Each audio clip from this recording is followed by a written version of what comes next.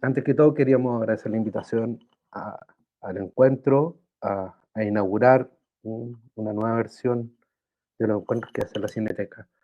Em, Nuestra ponencia viene de una investigación que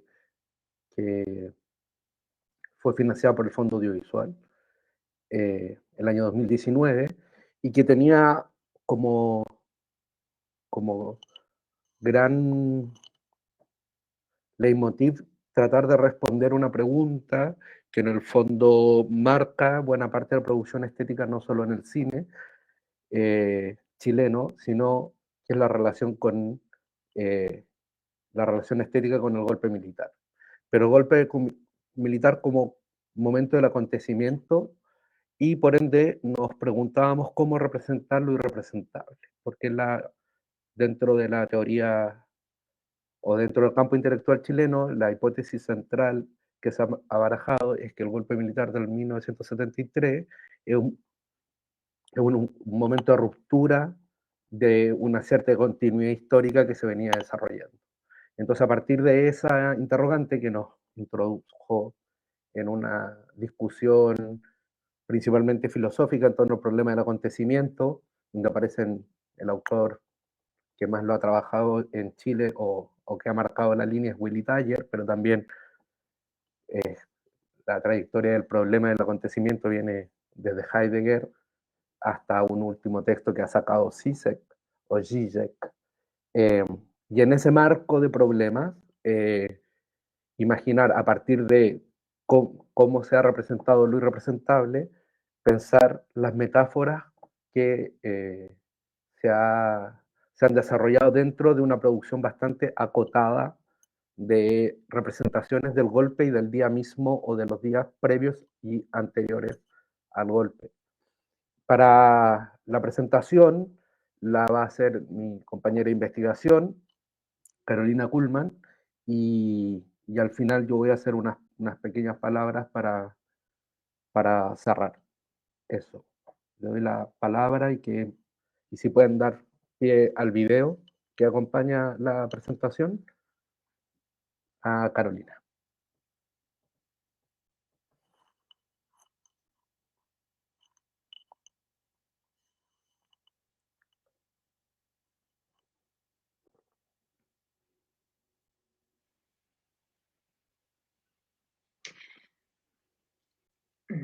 Las imágenes del bombardeo al Palacio Presidencial de la Moneda, ocurrido el 11 de septiembre de 1973 en Santiago de Chile, es un registro documental que ha cruzado fronteras.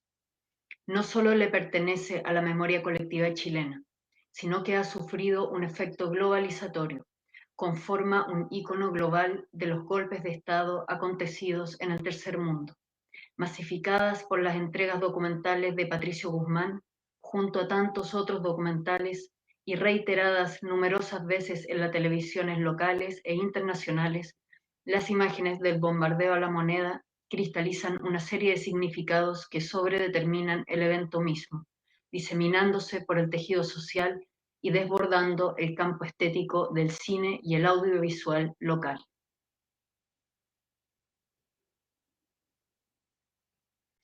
La sobredeterminación significante de las imágenes del bombardeo ha posibilitado que películas y series de ficción se hayan entregado en los últimos años a construir imágenes centradas más en el devenir dictatorial que en el propio golpe de Estado. Son pocas aquellas en las que existen representaciones del golpe o que están ambientadas en los días inmediatamente posteriores a tal acontecimiento. 18 obras integraron el corpus de nuestra investigación, las cuales contemplan largometrajes, cortometrajes y series de directores chilenos y producciones de directores extranjeros. En relación al universo de obras audiovisuales, la representación fílmica del golpe de Estado no ha sido recurrente dentro de la producción de ficción local, no así la representación de la dictadura. Descontando las películas realizadas en el exilio, solo 4 largometrajes y 2 series hacen referencia al evento mismo. Es decir, desde 1990 hasta la fecha, tiempo en el cual se han producido más de 660 largometrajes de ficción y numerosas series televisivas, Solo 6 veces se ha intentado representar el golpe de Estado para un público masivo. Esto lo vuelve un motivo audiovisual que se caracteriza más por su ausencia en la producción local que por su presencia. Por el contrario, en el ámbito internacional, a pesar de parecer una producción escasa, el motivo del golpe de Estado en Chile ha tenido un interés sostenido en el tiempo. Descontando las películas realizadas en los años 80, las que podríamos incluir en el espectro de la denuncia contra la dictadura, dentro de la política internacional de solidaridad con el pueblo chileno, existen 3 largometrajes y una serie en coproducción. Esto es necesario dimensionarlo en relación con la condición periférica de Chile en la geopolítica global, que tiene también un correlato en su campo productivo cinematográfico y audiovisual. Queda también evidenciado en el hecho de que existe casi la misma cantidad de largometrajes dirigidos por extranjeros y chilenos sobre la temática, cuestión que se repite en las series analizadas que contemplan una local y una coproducción extranjera.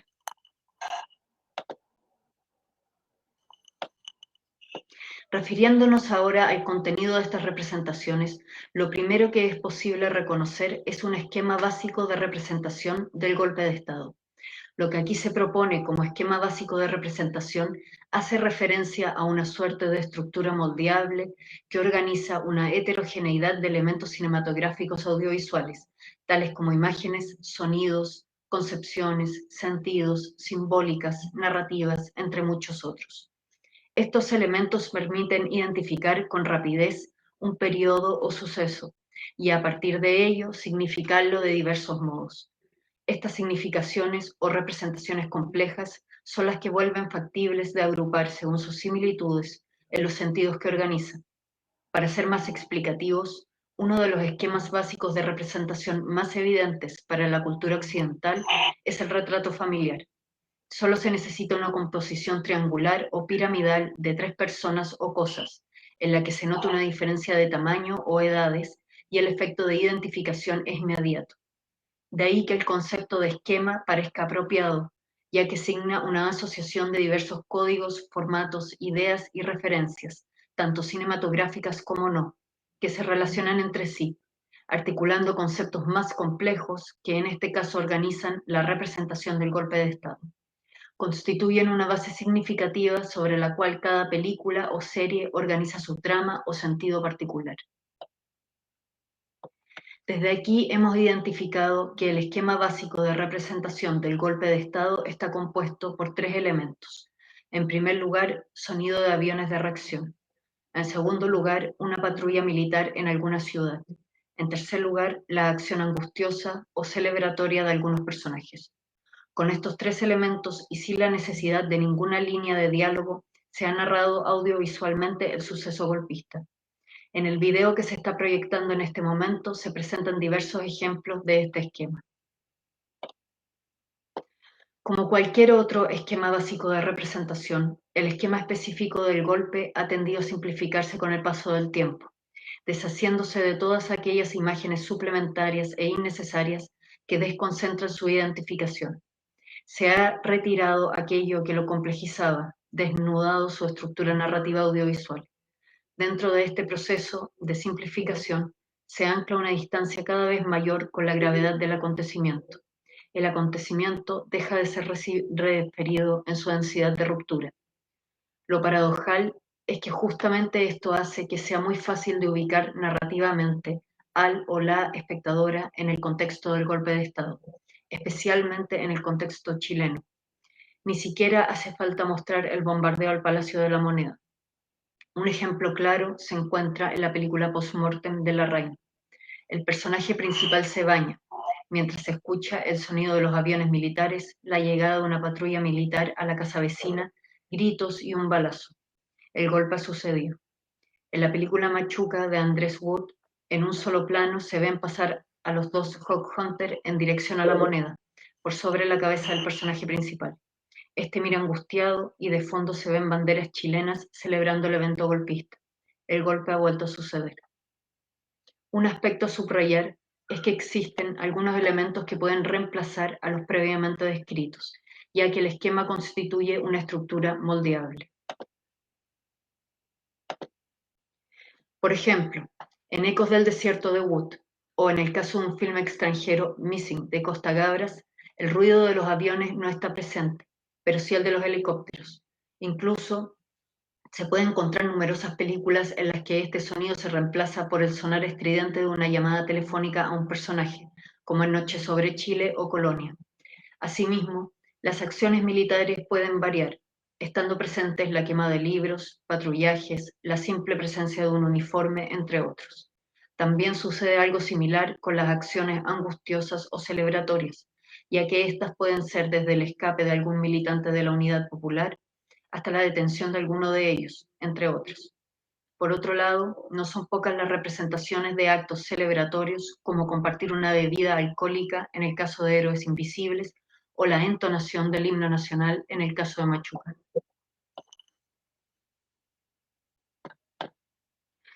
Otro tipo de figura audiovisual posible de encontrar en relación a las representaciones del golpe de Estado son las metáforas audiovisuales.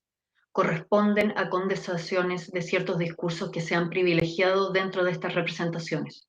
Definimos como metáfora estético-audiovisual, en específico para esta investigación, a la agrupación de diferentes operaciones estético-narrativas en diferentes piezas audiovisuales que generan o reproducen ciertas ideas que han condensado un evento o suceso. La metáfora tiene esa capacidad de sintetizar el sentido de lo verdadero, culturalmente situado para un régimen de temporalidad específica. En esta dirección, dentro del corpus de 18 piezas audiovisuales analizadas, proponemos 4 metáforas que han tenido mayor preponderancia.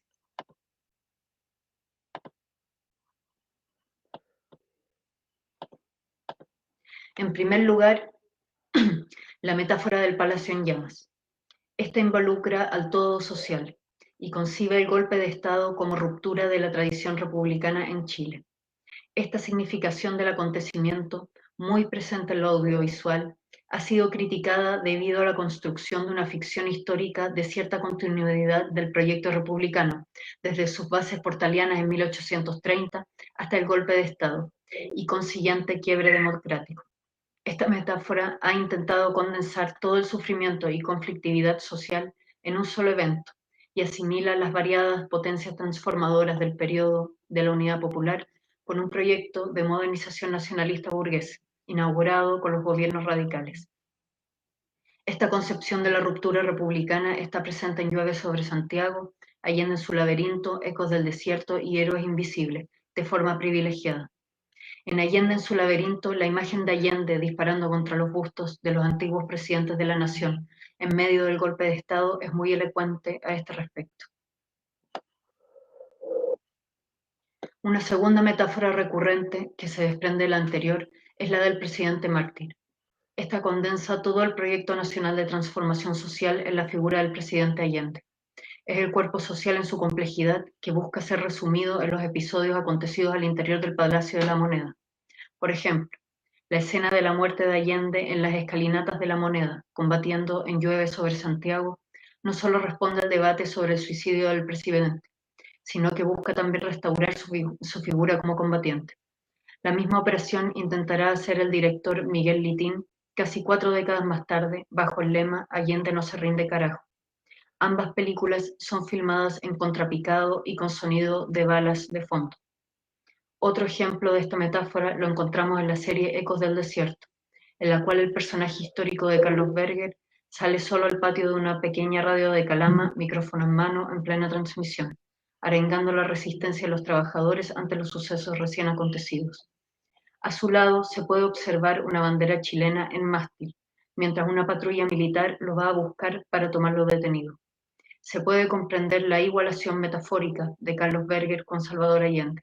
Ambos dicen sus últimas palabras transmitidas por la radio, ambos sacrifican su seguridad personal por principios políticos trascendentes, ambos se enfrentan con su corporalidad a la inmensidad de la catástrofe. Postmortem es un film que va en la dirección contraria, al presentar el cadáver del presidente Allende en la sala de autopsia, realizando el ejercicio cinematográfico más evidente de desmitologización. Una tercera metáfora reconocible corresponde a la del hogar destruido. El espacio familiar es el que aloja el conflicto en el seno de las relaciones familiares, que se ven atomizadas y desarticuladas por esta violencia irrefrenable que todo lo arrasa. Esta destrucción tiene una primera condición material. El espacio de protección, privado e íntimo, se ve arrasado por el accionar militar. La búsqueda permanente del enemigo interno, que se condensa en él o la militante, lo termina por desbordar todo. El hogar no solo se entiende como el espacio del núcleo familiar, edificación individual desconectada con el tejido urbano a su alrededor, sino que como ese espacio familiar de relaciones cotidianas que configuran el horizonte de sentido de lo propio. Un ejemplo de esto se encuentra en Machuca, presentado de dos formas distintas. La primera en el quiebre del núcleo familiar del niño protagonista. Aunque su casa queda indemne, el padre parte al exilio mientras la madre comienza una nueva relación sentimental.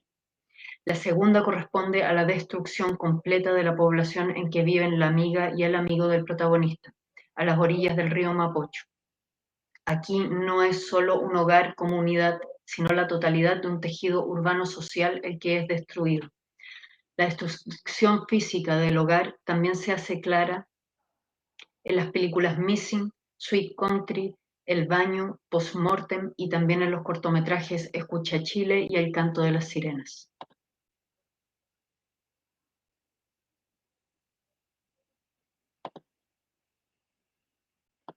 La cuarta metáfora que identificamos es la del estadio. Esta contempla el horror de la tortura, asesinato, la violencia política sexual y desaparición de personas que acontece inmediatamente junto al asalto a la Moneda. La particularidad de esta construcción significante del golpe de Estado es que se encuentra especialmente en las producciones extranjeras y no locales. Por nombrar algunas, se encuentra en Noche sobre Chile, Missing, Colonia o El clavel negro. Mientras en lo local se fija el cuerpo desaparecido, a excepción del film El baño, en las producciones extranjeras se fija la flagelación del cuerpo como dispositivo político. Así el estadio, como centro de tortura, deviene en una proyección de los campos de exterminio nazi, como un código de lectura que pudiese traducir en una experiencia occidentalizada el terror golpista en Chile y, por extensión, en Latinoamérica. Esto se transforma en un elemento profundamente significativo a la hora de acercarse al golpe de Estado, aun cuando deba transmutar en signos que no le corresponden al propio suceso. Sucede algo similar con la violencia política sexual. Mientras que en producciones extranjeras se presenta como centro del accionar golpista, como es el caso de Sweet Country o La Casa de los Espíritus, en las producciones locales es casi inexistente. Una última metáfora que hemos podido reconocer, principalmente a partir de la elaboración del esquema básico de representación y a raíz de los aportes realizados por el filósofo José Santos Gerse, corresponde a la metáfora auditiva, metáfora primaria que concentra la violencia ejercida sobre el tejido social como un todo simbólico. Se condensa en el avance de los aviones sobre el cielo de Santiago, los helicópteros en otras zonas del país o las sirenas de los buques en Valparaíso. Consiste en el ruido que quiebra el aire o el sonido que retumba. Tiene su correlato con las bombas sobre el Palacio de la Moneda o la casa en Tomás Moro, y también en las antenas radiales que se niegan a detener sus transmisiones. La consumación del golpe se cristaliza por una serie de sonoridades: aviones, helicópteros, edictos militares, transmisiones radiales, amenazas, llamadas telefónicas, por nombrar solo algunas. El ruido del avión o los demás mencionados activa la memoria traumática del quiebre, mientras que el trauma visual es más ambiguo o diverso. Es profundamente significativo que el avión y su estela sea una de las imágenes que articulan la primera película del golpe de Estado, que es La Embajada de Chris Marker. En este film, el avión cumple una doble función. Es el presente golpista, pero también es el futuro del exilio. Este desplazamiento se hace presente en uno de los diálogos más asertivos que se han esgrimido dentro de las narrativas del golpe de Estado. Dicho por uno de los personajes del film, se afirma, abre comillas, el pasado es como el extranjero, no es una cuestión de distancia, sino de una frontera que se cruza, cierra comillas. El director, ya en 1974, pareciera augurar la frontera irremediable que significa el golpe de Estado acontecido en 1973. Gracias, Carolina.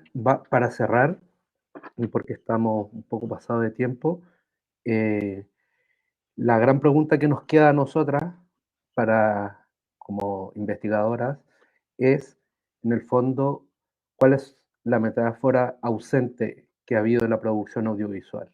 Y la intuición que tenemos es que esa metáfora ausente, o la gran metáfora ausente, es la del pueblo.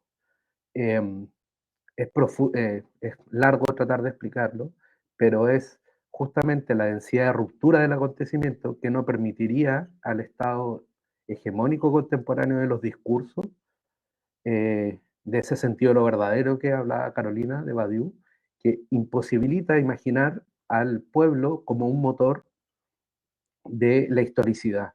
A partir de eso, eh, esta metáfora nunca se articula plenamente como la sostenedora del discurso completo de las películas que nosotros analizamos.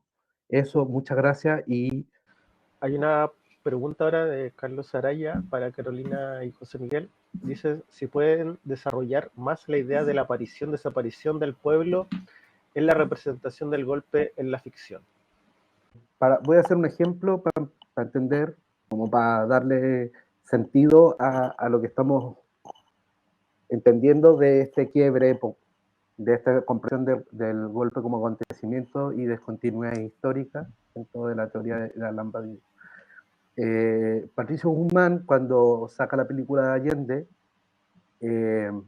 y crea esta figura, empieza a dar más cuerpo a esta figura mitológica de Allende y del héroe y del mártir, decía en una parte de su voz en off que se arrepentía de haber filmado tanto al pueblo y tan poco Allende.